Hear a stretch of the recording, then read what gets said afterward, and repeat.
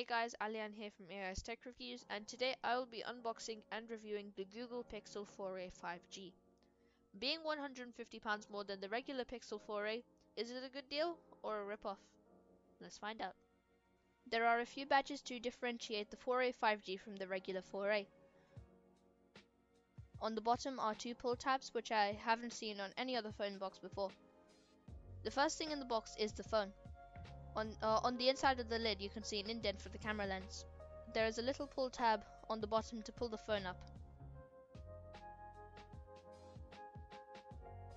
Under the phone is some paperwork and your SIM card ejector, all nicely tied together in this plastic wrapper.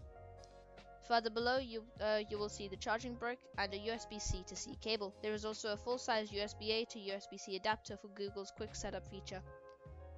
Coming back to the phone, you can see there is no plastic on the back, and the back is made of polycarbonate plastic, which is odd to see at the price of £500, considering phones with a lower price tag such as the Xiaomi Mi A3 or the OnePlus Nord have glass backs.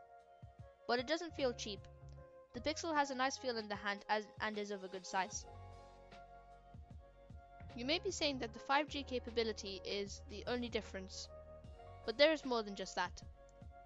The display is now 0.4 inches bigger, making it 6.2 inches from corner to corner in total. The battery capacity has been bumped up to 3,885 mAh from 3,140 mAh. The processor is also now Snapdragon 765G compared to the 730G in the normal 4A.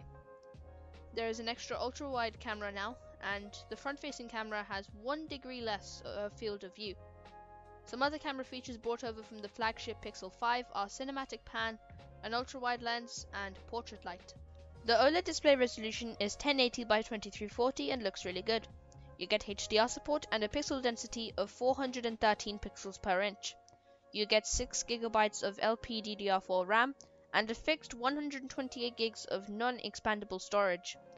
The phone only has a single SIM card slot, which is kind of weird that they do that, since again, the Mi A3 and OnePlus Nord are dual SIM at a lower price.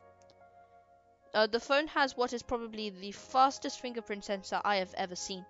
It also supports gestures, meaning your notification center can be controlled by simply swiping up and down on the fingerprint sensor.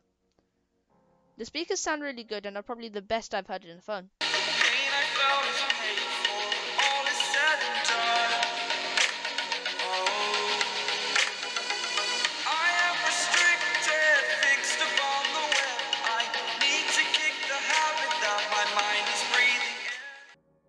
Overall, the 4a 5G is a good phone.